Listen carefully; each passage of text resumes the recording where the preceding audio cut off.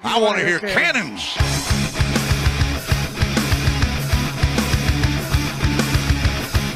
Three-step drop, goes on the end zone. On ball, touchdown Tampa Bay. Mike Evans reaches up with one hand and grabs it in. Here they go again, tempo mode, dropping the throw. Winston out again, throws to the left. It's intercepted at the 35. Outside the numbers to the 40, to the 35, to the 30, to the 25, to the 20, to the 15, 10. Mike Edwards, touchdown Tampa Bay. That's the dagger, my friend.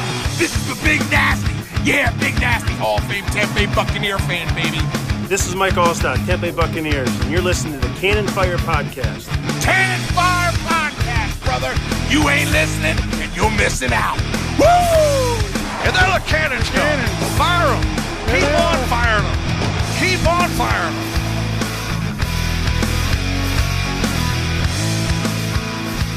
Hello and welcome back, ladies and gentlemen, to a brand new edition of the Cannon Fire Podcast. I am your host, as always, Rhett Matthew, joined alongside me, my good buddy and co-host, the Philly Bucs fan himself from BucsNation.com, Evan Wanish. Evan and his smiling face are here yet again as we are live on YouTube today talking about some Buccaneer updates, including a conversation to be had about how the Tampa Bay Buccaneers will attempt to get under the cap and be cap compliant for the start of the new league year around March 15th. The Buccaneers right now projected $55 million over the NFL cap.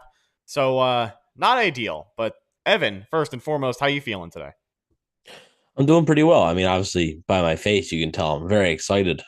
So, yeah, happy to be talking about this because it's always fascinating. The one reminder that we have to have is no matter what the cap looks like, they have to be under it. So, these moves that we'll talk about today, or potential moves, I should say, not all will happen, but a lot of them will, just because they literally have to get under the salary cap. So. Yeah, before we dive into the cap situation for Tampa Bay, let's get you caught up on all the latest news, which includes some more hires on the offensive coaching staff. But first, let's talk about offensive coordinator Dave Canales and his introductory press conference today. Just wrapped up around 1:45 p.m. And he sat there and talked to the media for a whopping 31 and a half minutes, which is more than gracious with his time. But Evan, what did you take away from that? Because you said you sat there and watched the whole thing. Yeah, a high energy guy. I think you can tell. He comes with a lot of energy and a lot of excitement to bring to this job. And the one takeaway that I had is that and I kind of assumed this beforehand anyway, but they're definitely going to run the ball a lot more in 2023. I'm not saying they're going to turn into the Tennessee Titans where it's 60-40 running, but I do think that you're going to see a lot more runs. I think you're going to see a lot more of an effort to get the ball in the running back's hands early and often. But that doesn't mean, and Canales even said this, like, if it's not working, I think they're going to be able to at least attempt to make the adjustments needed if it's not working in a game. So that was an issue last year with Byron Leftwich. And really, his entire time in Tampa, they if something wasn't working initially, they wouldn't really be able to adjust on the fly like that. So hopefully Canales and his staff can come in and help that. So I do think they are going to be running the ball a whole lot more. Couldn't really give any hints about quarterbacks. I know a lot of people are going to say, well, he spoke highly of Trask. He mentioned a bunch of times that the guys we have are the guys we have. And right now, like, Kyle Trask is the only quarterback on the roster. So he's not really going to talk much about guys that aren't here. They're going to add quarterbacks. Obviously, Kyle Trask is not going to be the only quarterback on the roster. So, whether that's a veteran, whether that's a rookie, they're going to be adding, some quarterbacks here. So, but he spoke highly of Trask. Wasn't really a huge surprise to me. Because, like I said, the only guy on the roster right now. So I do think that Trask is going to be given a shot, but like today's press conference didn't he's the quarterback one. Like that didn't assure me of that. I still think they're going to bring in somebody else, but I also do think Trask could get a legit shot, I should say. Like, he should have a legit chance. It's not going to be like, oh, we signed Jacoby Brissett and Brissett's quarterback one. Like, no, it's going to be you signed Jacoby Brissett and like Trask is going to battle it out with him. So I don't think they're closing the door on Trask being their starter, but I also don't think it's a slam dunk either. Yeah, and I think you almost prefer that situation if you are Tampa Bay, as far as bringing in legitimate competition for Trask and not just having it be, here's our new QB1, because you want to see what this guy's got. We've talked about it time and time again, with the 10 whole minutes of play we saw against Atlanta in the regular season. Outside of that, we haven't seen a whole lot that makes you think this guy could be trusted with the franchise, but some legitimate competition, a little more heat under his seat, if you will, could definitely do the trick. Now, as far as Canales and what he brings to the table, one of the things that I took away from it, and one of the things that I am excited, you kind of touched on it already, but is that extra element of what can happen in the run game, right? We know Leonard Fournette may or may not be a cap casualty. We'll talk about that and break down the details a little bit later on the pod, but as of right now, Rachaad White, who already received high praise from Canales, he talked about watching him play in Seattle and just the potential that this guy has, and then the options that the Buccaneers have. This free agent running back class, I mean, the quarterback is one thing, but I have to think if the Bucs spend any money in this free agency, the second highest paid player in their free agency, which isn't going to be crazy, but I still feel like they're probably going to maybe come away with one of those good running backs. We just have to wait and see.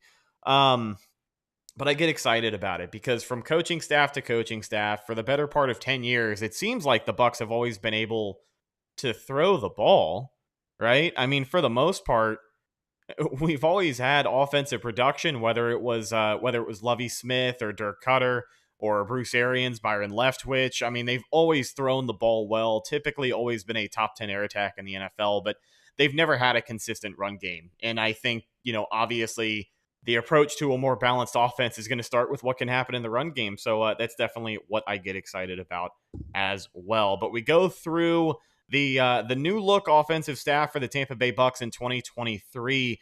So obviously some of these people have been here, and we'll address that as we get there. But we'll start with OC Dave Canales. Assistant head coach is still Harold Goodwin. Quarterback's coach is now Thad Lewis, who was promoted. So what do you think of that move? Yeah, it's interesting. Somebody that Bruce Arians has really, really liked. And I believe that had Byron Leftwich gotten a head coaching job, let's say that Jacksonville job last year, let's say Byron Leftwich ended up getting that job, I think Thad Lewis would have been a legit candidate to be the offensive coordinator for the Bucs. I think they really, really liked him. And, it's saying something. And I was actually on the video with James, aka Mr. Bucs Nation, about Thad Lewis, and he mentioned a good point. Said that obviously Todd Bowles and everything deemed Thad Lewis good enough to stay after they purged most of the offensive coaching staff. I mean, a lot of the offensive coaching staff were let go. Thad Lewis was deemed good enough to stay, and then also Dave Canales deemed Thad Lewis good enough to stay. It's not just Todd Bowles. So Dave Canales came in from a completely different organization. From the outside, he came in and still thought that Thad Lewis was good enough to not only stay on as the staff, but also get a promotion. So a long time coming for a guy like him. And I mean, he's only 35 years old. So if the Bucs offense has success this year, it wouldn't surprise me if he sort of continues to rise in those coaching ranks.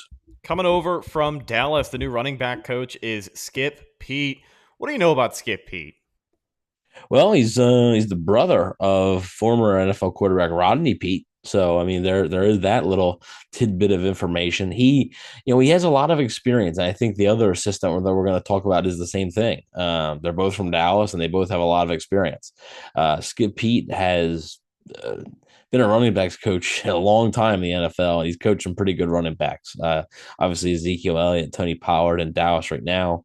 Coach of the Bears with Matt Forte in 2013 and 2014. That was like 2011 to 2014 was like prime Matt Forte, basically.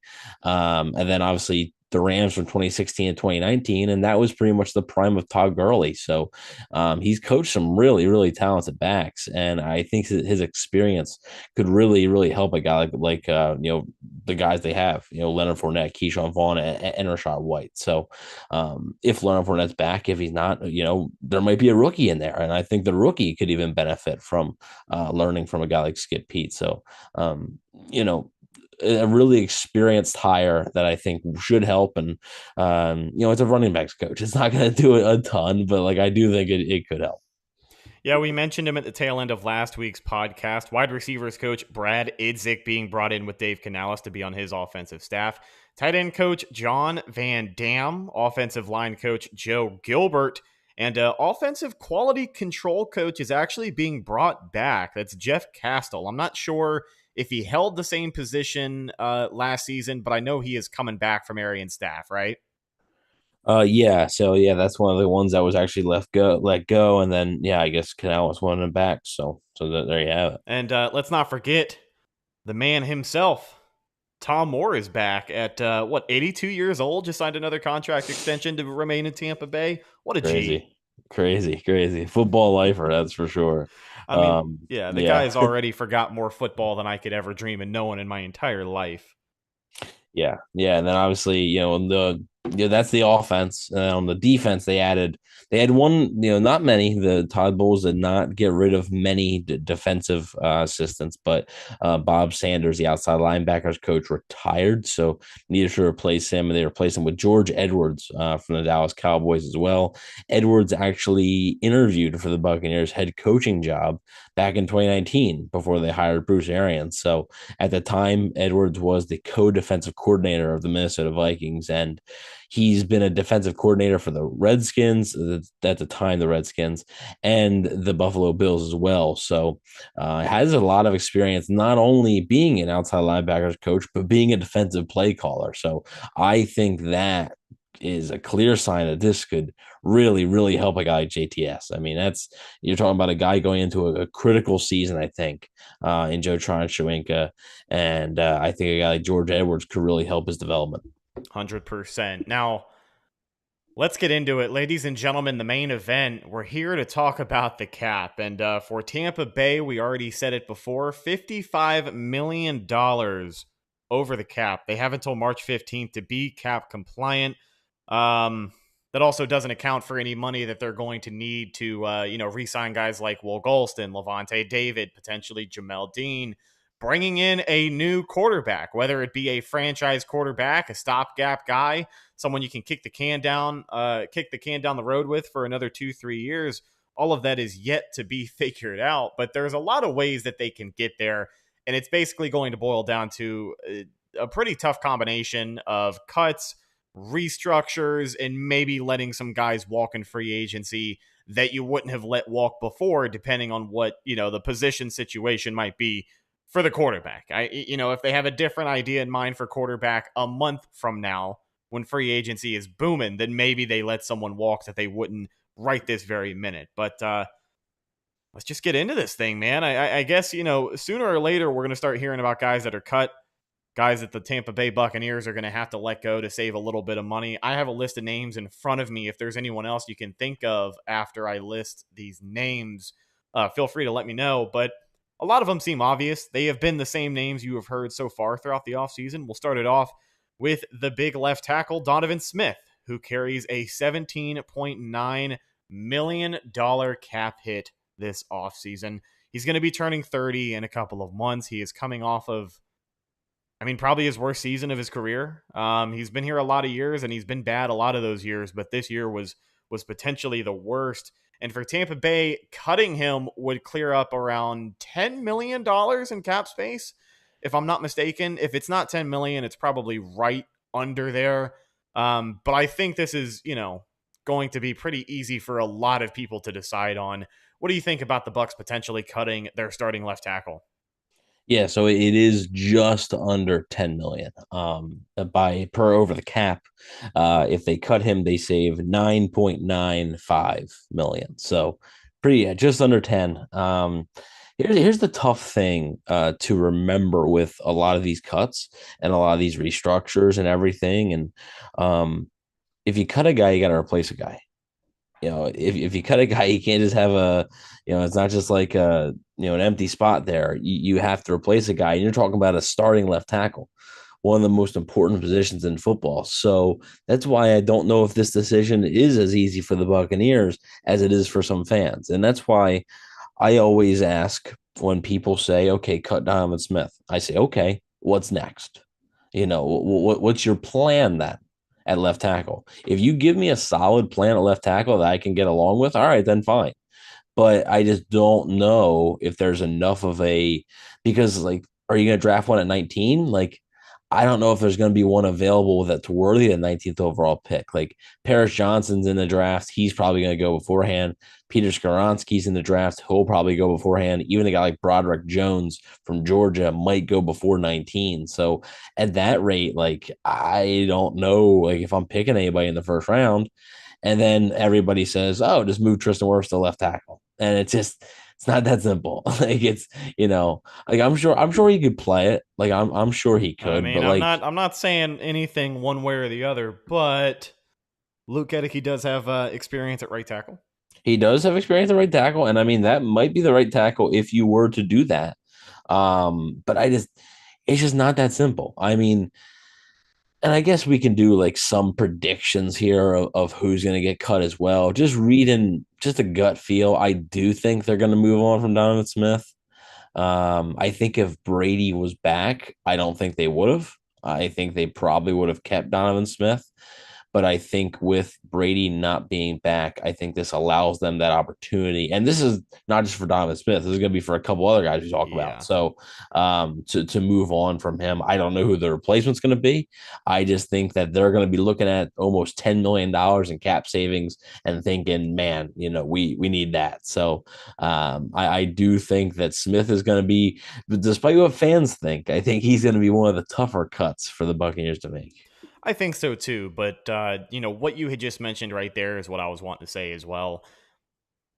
The presence of Tom Brady is everything regarding Donovan Smith's status on the team. And the reason, I look at it this way is like that's the difference between him being on the team and not. If you are the Bucs and you're looking at your left tackle position, when you had a 45-year-old Hall of Fame quarterback, let's face it, this last season, your left tackle was a liability. I know injuries played into account, but he was a liability.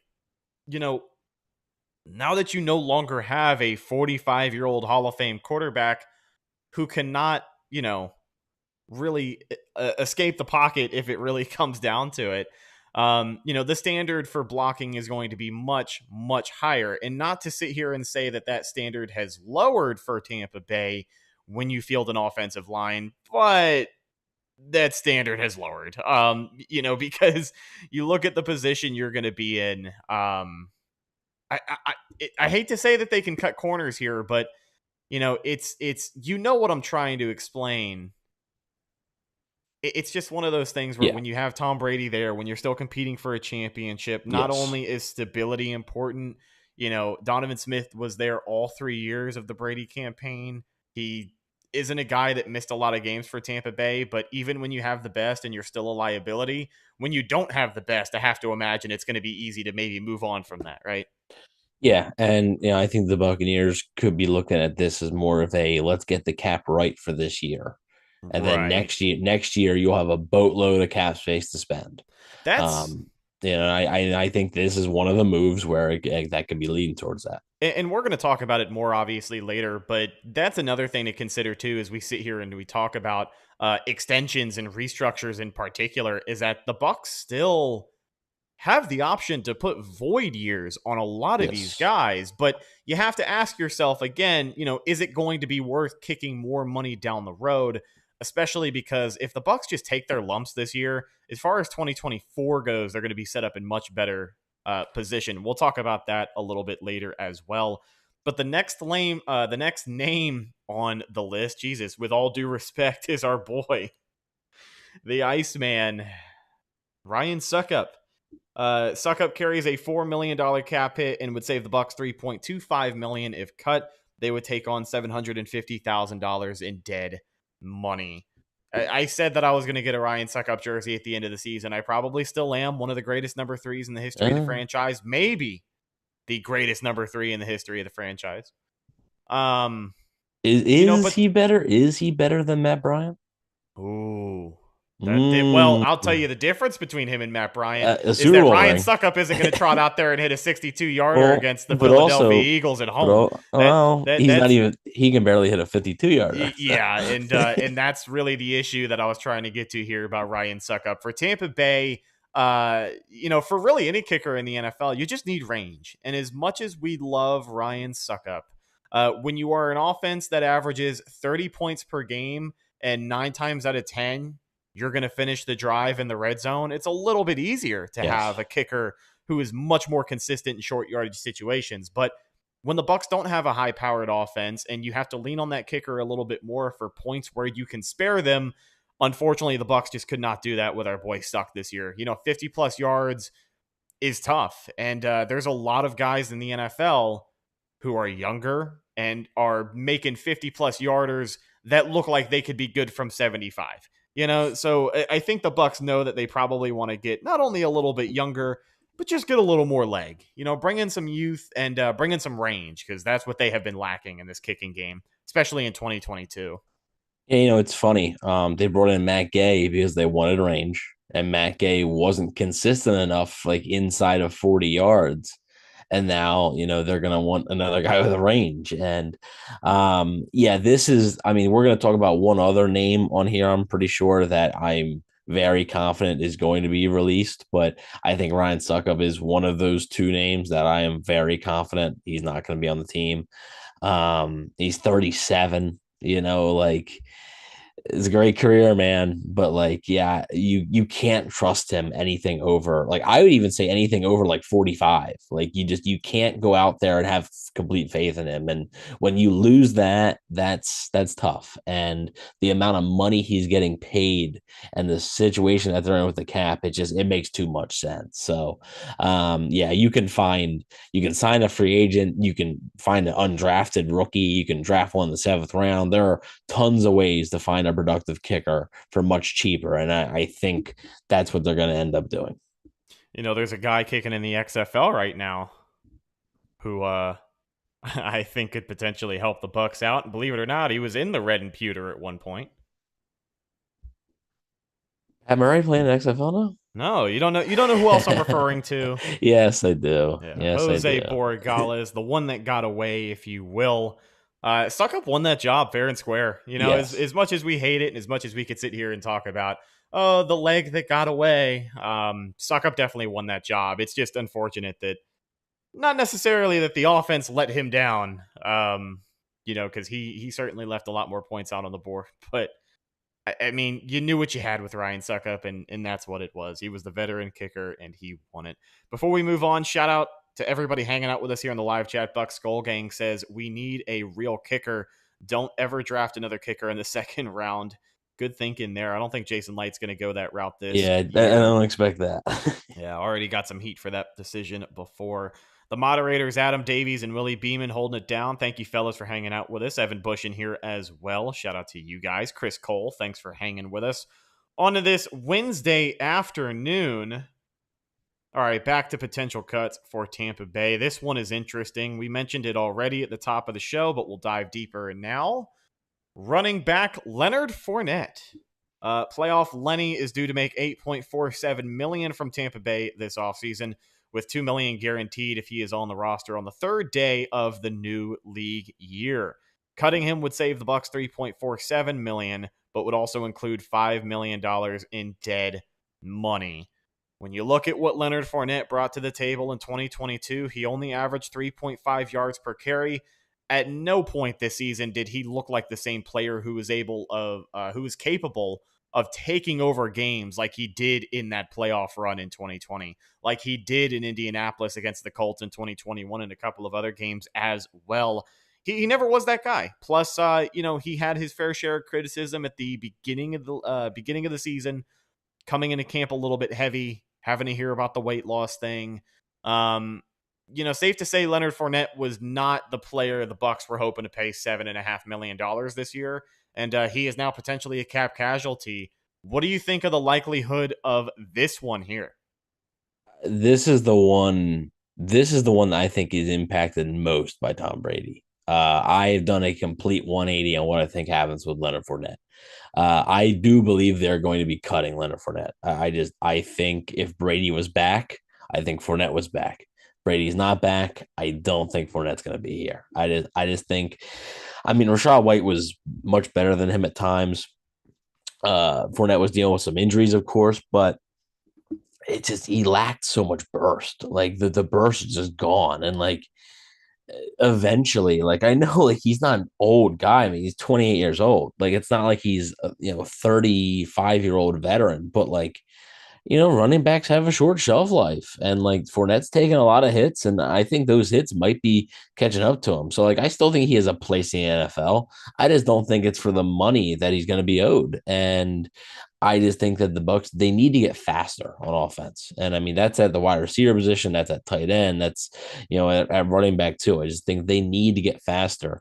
And I think getting rid of Fournette and getting a sort of a faster back in here with a bit more juice, a bit more pop is definitely something they're going to be looking to do. So I do think that Fournette won't be a part of the team. And I also, you talk about the dead money this year, and yeah, that sucks. You're saving less than you're actually, paying a dead cap, but that's something where next year really helps your books. So because you have that contract off the books this year, you eat most of the dead cap this year. Then next year you don't have to eat as much, so it can really free up a lot. So I think that Rachaad White is going to be their main guy, and I do expect them to add multiple running backs probably, because I don't expect Gio Bernard back either, who's a free agent. So, but yeah, I would suspect that, especially now that Brady's not back, I would really expect Leonard Fournette to be cut. Now, as far as free agent running backs go, there's a couple of guys, obviously, that are going to be priced out for Tampa Bay. You just paid Leonard Fournette, which you did. You're probably not going to want to sign a fat contract. Saquon Barkley's not coming to Tampa Bay. That's not really what I was getting at. A guy like Saquon Barkley is going to be maybe out of their league. But, would a Tony Pollard be too expensive? Yes. I mean, yeah, he's one of the other top-tier free agent running backs. But are there any guys on that list that you think could be potential candidates for Tampa Bay, given the price is right? Because not everyone on that list is going to get what they think they're worth at the end of the day. Yeah, I mentioned one last week. Have a second Rashad Penny. I think Rashad Penny makes a lot of sense with Dave Canales here. Obviously, has a lot of familiarity with him, so I think Rashad Penny makes a ton of sense. He's not going to cost a ton. He has had injury issues really his entire career. 27 years old though, but I wouldn't be surprised if Rashad Penny's a guy on their radar. As far as other running backs, I mean, there's a couple of them. I think Jeff Wilson is free agent. He was in Miami last year. He would be. I don't really think they're going to be going after a big time. Even like the salary that Fournette got. Like I think it's going to be somebody cheaper than that even. So I wouldn't expect a big time move, but I do think they could sign a veteran and then draft a running back in the later rounds. So we'll have to wait and see. The running back class, I mean, it's really top heavy for the free agent class. It's Barkley, it's Pollard, it's Josh Jacobs is there, Miles Sanders is there. I don't really think the Bucs are going to be involved in any of that. But I mean, like I said, you got you got Penny, you have Wilson, you got Dearness Johnson from Cleveland, who I like. And then I mean, like even a guy like David Montgomery, I think is probably going to be out of the price range. But I mean, maybe like a Marlon Mack is out there. I know we've talked about him a lot on the show, or like every offseason, it seems like we talk about Marlon Mack. So, there's options, and I think Fournette's going to be replaced by one of those cheaper options. And as the Bucs, I mean, they had the league's worst rushing attack last year, so got to get better in that area. Yeah, 100%. I do agree. I think Fournette will probably end up being a cap casualty. And, It is what it is. You got to breathe new life into this offense, and that starts with getting rid of the guy who only averaged 3.5 yards per carry after you gave him the bag. I mean, he ran the ball like he had a big bag strapped with money to his leg. You know what I'm saying? Like one of those big cartoon sacks with the dollar sign on it. Like if you would have tied one of those to the back of his leg and it was an extra 80 pounds, that's what he ran the ball like this year. All right. Enough Leonard Fournette slander. Let's move on to the final cut candidate that I have on the list. If there's anyone else you can think of, definitely let me know. This is a long-time Tampa Bay Buccaneer. Shouldn't come as a surprise to a lot of people because folks were saying it in the middle of the season for some reason. But Cameron Brate, long-time Buccaneers tight end Cameron Brate, could also be a cut candidate, or he could just retire. His cut number is $4.96 million. Sorry, his cap number this year is 4.96. Cutting him would save $2 million, but there would also be $2.96 million in dead money. Now, the thing with Cam Brate to consider, not only one is the lack of production that has seemingly got more and more lacking as the years have gone by. We kind of thought that when Tom Brady came here all the way back in 2020, that Cam Brate was going to be a guy that really felt the effects of that. And while he did have his moments, he never really was like, I never really thought he was the same guy as, the touchdown machine that we saw with Jameis back in the day, right? Like, you remember when everybody fell in love with Cam Brate the first time? He was a monster. And then, on top of the lack of production this year, he missed 6 games down the stretch with a pretty scary injury. I mean, they put him on a stretcher and they took him off. It was probably the most serious injury I think he's had in his career. Maybe he's missed more time at one time or another, but 6 games at the age that he is, playing a very physical position. He's been on this roster for a long time. I don't think Cam Brate's a Buck in 2023. What do you think? Yeah, he's the other one. Him and Ryan Sucker were the two that I'm pretty confident they're not going to be here. So, yeah, it's I mean, he's never been the most athletic guy, and as you get older, you're going to get less athletic anyway. So, like, he doesn't offer you much anymore, and for that cap number, it's not worth it. He's a great guy, of course, is always going to be, remembered, as in a positive light as a Buccaneer. But I just don't see him returning. He's had to take pay cuts over the past few years to come back. And at this point, with K-Dot in there, like I said, I think they want to get faster at all positions on the offense, and I think that includes tight end as well. So I just think that right now, what Brate gives you is just not enough. Yeah, so now we potentially look at restructures for Tampa Bay, some options, obviously, to keep open with some of the players, whether they're on the final year of their contract or just bringing in a little too much money and, have some moving around to do. The following information is courtesy of ESPN.com. No way I could have come up with really this by quick. myself. Go ahead. I wanted to talk about one more potential cut. Okay. Before we move on, and I think this is going to be the most polarizing one, and that's Russell Gage, because they can save money if they cut Russell Gage. Now, it is not a ton. It is, I believe, a little over 2 million. Yeah, it's about 2.8. So about 2.8 million. And this is where if you cut the player, you have to replace the player really hurts, because you cut Russell Gage, you have to find a wide receiver 3 that is equally as good or better probably than Russell Gage. And this free agent class of wide receiver, not good. And this draft class is weaker than it has been in past years. I know everybody, the past 3 or 4 seasons, all you hear is, oh my God, the wide receiver class, so deep, so deep. This year, it's not as deep. It's not as good. So that's going to be tough. And I could see them making that decision.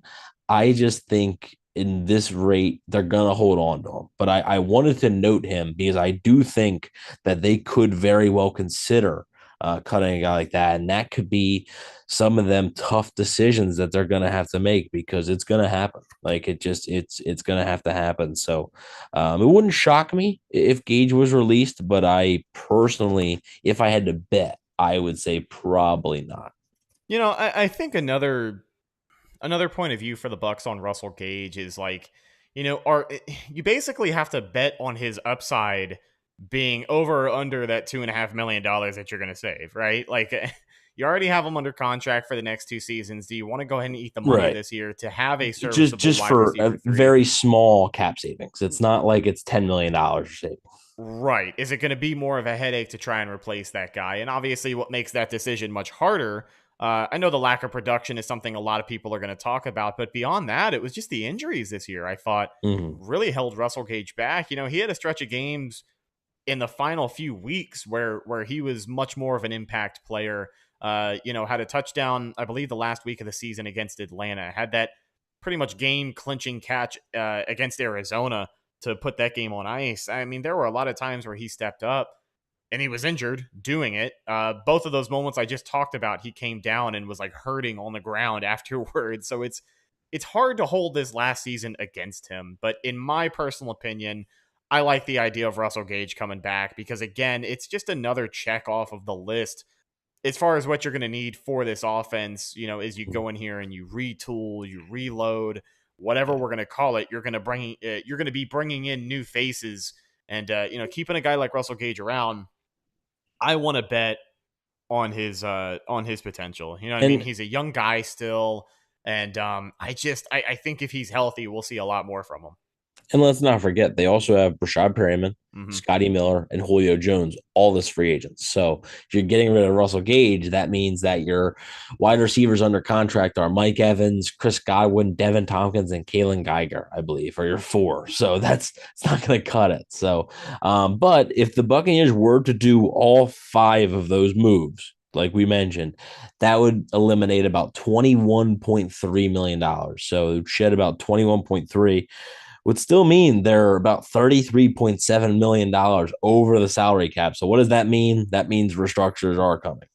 So let's talk about restructures before we talk about potential free agents for the Tampa Bay Buccaneers. So the following information is courtesy of ESPN.com. They did a really good job of breaking down how the cap is going to be changing between 2023 and 2024 and what that could potentially mean for the Tampa Bay Buccaneers. So while the salary cap for the upcoming season rises to $224.8 million, which is up from $208.2 million in 2022 and a new record high, it is expected to rise significantly in 2024, thanks to the league's $100 billion media deals taking effect in 2023. For comparison, the cap decreased from $198.2 million in 2020 to $182.5 million in 2021. So the first guy that's up for a potential restructure after signing a new deal last offseason, wide receiver Chris Godwin is set to count $23.75 million towards the cap, but a restructure could give them up to $14.19 million in cap space, obviously depending on how they want to move that out as well. An example of this is Mike Evans saving the Bucs $10.3 million last year from what would have been a $20.62 million cap hit by converting some of his base salary to a bonus.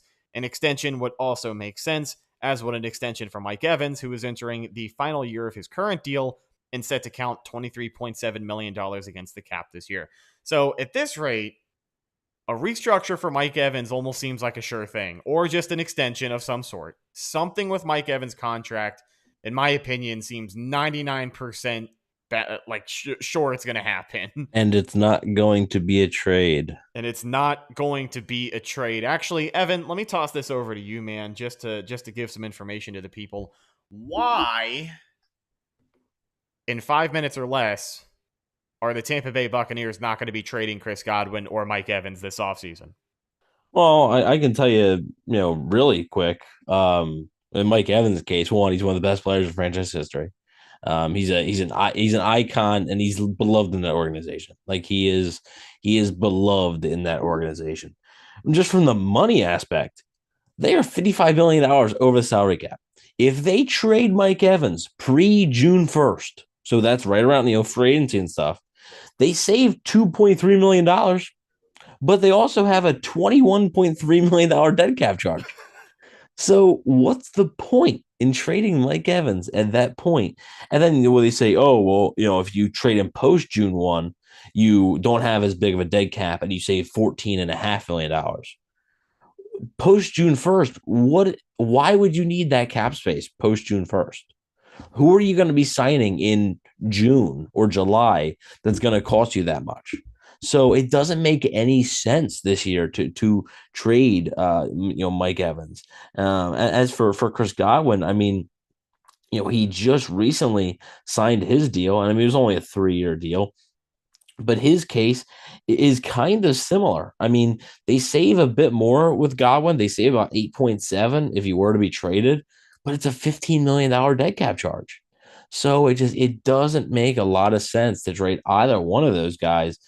And they're also, like we've said it before, we'll say it again, they're not tanking. Like they aren't tanking. So like if you're trading a Mike Evans or a Chris Godwin, that is a tank. Like you're not trying to seriously compete then. And I can't see that happening with either guy. So that's why neither one of those guys is going to get moved. As speaking of money, we do have a $2 super chat from Mr. Bucks Nation. He was a no-show on the last episode, so glad he was able to glad he's able to show up and show out this time. So glad you can make payroll this week, but thank you, James. That'll pay for one nugget at my Wendy's. So, so that's the reason why neither one of those guys. It doesn't make financial sense. It really doesn't. And on top of all that, the departure of Tom Brady can't be talked about enough in the grand scheme of things regarding the Tampa Bay Buccaneers franchise. But outside of Tom Brady, Mike Evans is your number one jersey seller now. You don't have Tom Brady clogging up the sales numbers and making the Bucs look good on NFLshop.com. Yeah. Now, by default, it is Mike Evans. And if you're the Bucs, you just can't do that to the fan base. And here's the thing. Like, and G Vegas makes a good point. So the only viable trade for Evans would be multiple picks in the day 1 and 2 range. That's like, if you make an offer good enough, if some team is offering 2 first-round picks for Mike Evans, okay, maybe the Bucs consider it because everybody has a price. But you ain't getting that offer. So, like, what you're getting offered is not going to be worth the dead cap charge you're going to have to take. It's not worth it. Yeah, and, we had mentioned, back to the restructure conversation here, we had mentioned Mike Evans taking restructures in previous deals. By the way, and I don't think a restructure is likely for Mike Evans. I think an extension this season is much, much more likely than just a simple restructure. Yeah. And speaking of restructures, though, we talk about one that happened this time a year ago. Defensive tackle Vita Vega already restructured his contract, converting his $10.6 million salary into a signing bonus to create $7.64 million in cap space. His cap figure last season was just $4.25 million, but those figures jump up to $15.65 million in 2023, $18.7 in 2024, $19.2 in 2025, and $19.91 million in 2026, but no guaranteed money the last 2 years of that deal. That's a long-term contract. That's what it looks like. And as far as Vita Vega's future with the Tampa Bay Buccaneers, we will cross that bridge when we come to it, because he is locked down on that defensive line for the time being. But any other guys on this team you can see being a prospect for a restructure or even an extension? Yeah, so extension, not really. Extension, it's pretty much just Mike Evans, I think. You could add another year to like a Chris Godwin's deal, if you wanted, but like, not sure why Godwin would do that, because that's another year further away from hitting the market again. So I doubt Chris Godwin would want to be doing that. As far as restructures, one that they might have that you probably would prefer not to make, but you might have to make, is Ryan Jensen. 32 years old, coming off a major injury. Yeah, he was able to recover, but it was one game. We don't know what type of player he is going to be next season. But with the Bucs cap situation, they may not have a choice. So they may have to just bite the bullet and restructure this guy. So it would save about $8.5 million for this season. Another name is Carlton Davis, would save about $6.7 million. I don't believe there's any void years here. So again, you could do an extension there with him and save some money, but like, I doubt Davis wants to do that for the same reason about Godwin. And then the other tough one that you may not really have a choice, like you'd prefer not to, and we talked about him a little bit before the show, is Shaq Barrett. And a restructuring of Shaq Barrett would save $9.8 million. So almost $10 million there would really help you, but Shaq Barrett's 31. Coming off that major injury, what type of player are you going to be getting there?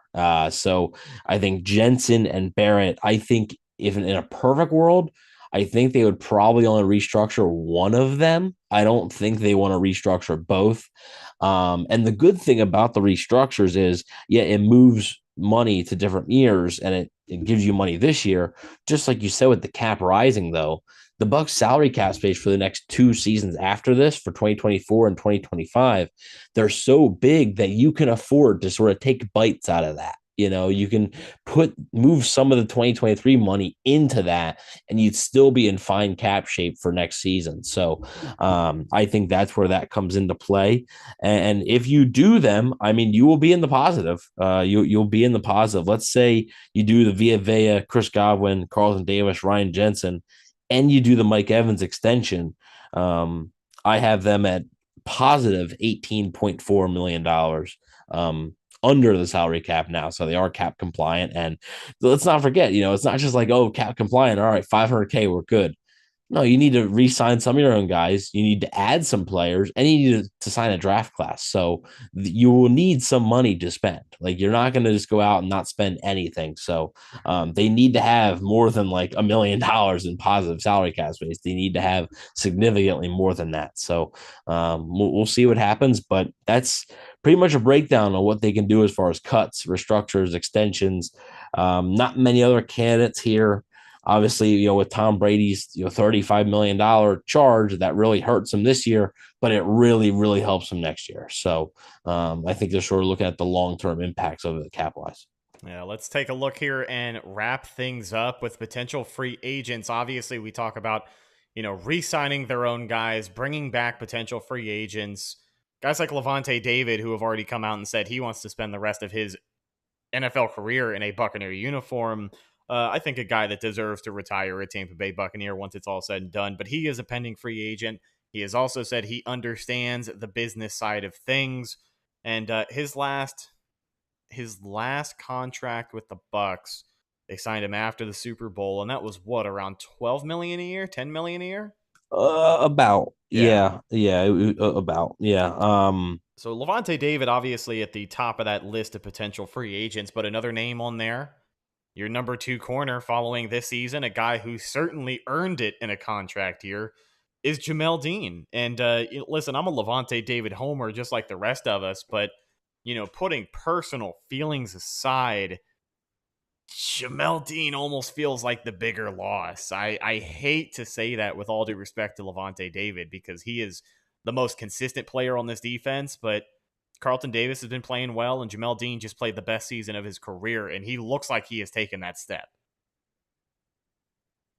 Yeah, and it's unfortunate because, you can only spend so much, and you decided to pay Carlton Davis. So now you need to make a decision with Jamel Dean, and that could lead to Dean not being back. It very well could. So now, for the people who are asking, we haven't really mentioned this, and I don't think there are any clear-cut candidates. I wouldn't expect the Bucs to use it this offseason, but the franchise tag period is open, and some people are wondering if the Bucs couldn't just franchise tag a guy like Jamel Dean. Here's the thing with that. With the franchise tag, you can't move that money at all. Like, that is whatever that's set at. I think it might be $18 million. I think it's set at for the corners.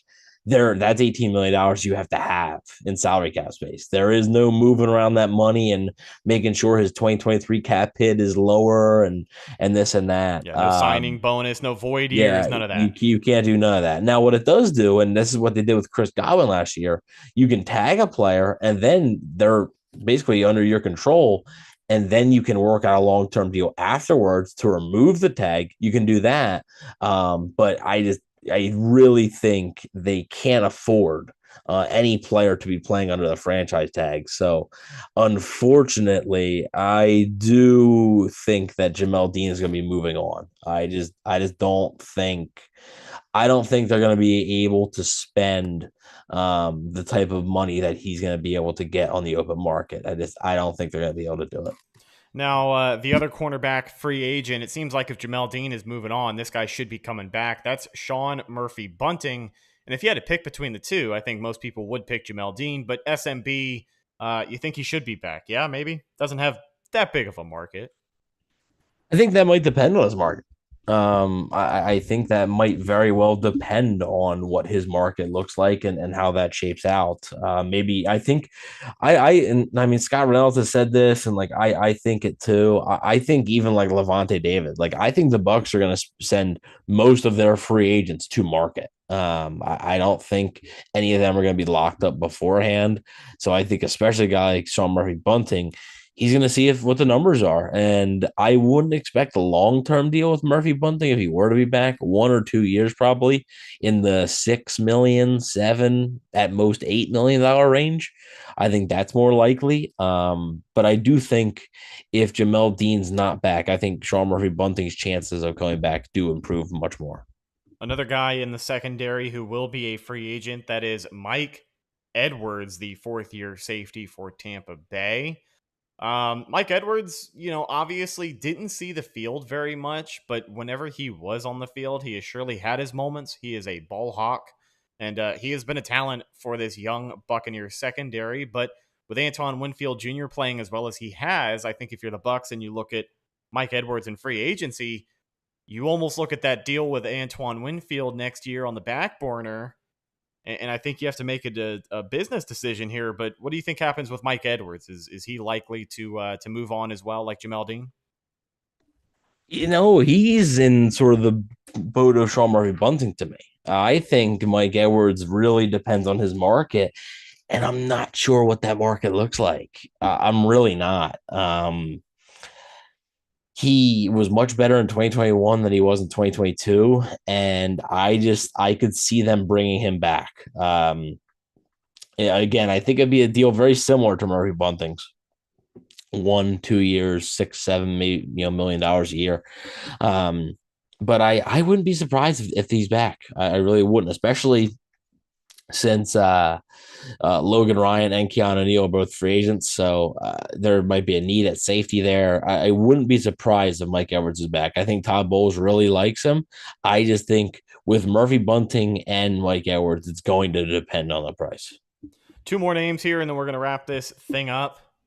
First and foremost, another long-time Tampa Bay and also, we'll do a full podcast talking about pretty much all the free agents the Bucs have before free agency hits, so don't worry about that. Yeah, 100%. But a big defensive lineman here, a guy who saw a second wind in his career once Todd Bowles came to town and changed up that scheme. That is big Will Gholston, a free agent for Tampa Bay, been on the roster since 2012. What do you think? Cap casualty, or does he retire a Buck?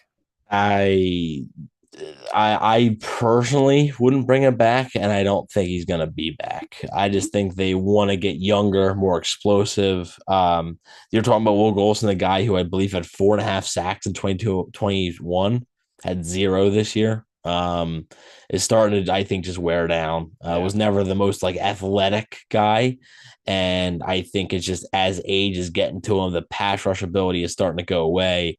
And I think they really need more pass rush ability from their interior. So I think they're going to look to get younger there. I agree. I think in a lot of these positions, the defensive line being one of them, outside linebacker, even in the middle, you're just going to want to get younger. Akeem Hicks, he was a temporary solution, but he really wasn't a game changer at any time this season for Tampa Bay. You're not going to have the resources to go out and get an Akeem Hicks anymore, so you have to look inward. And the last name on this list talks about getting younger along the defensive line. I'm curious to hear your thoughts on this one. Anthony Nelson, the guy who was drafted to basically be a replacement for Carl Nassib, and he definitely has played much better over the years. I think 2022, probably his best season so far. A couple of game-changing plays for Big Nelly this season, and he's making some progress. But is it enough progress for the Buccaneers to stay committed to the process and keep him around next year?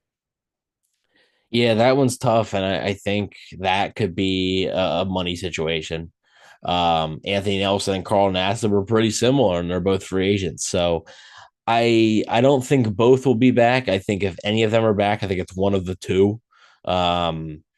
And honestly, I think Nassib might be cheaper. So if Nelson gets a payday from somebody, a $5, $6, $7 million deal, Like, what do you prioritize? Do you prioritize having Sean Murphy Bunting and Carl Nassib back, or do you prioritize having Anthony Nelson and a cheaper corner back, maybe? So I don't know. I my gut tells me Anthony Nelson's going to be moving on.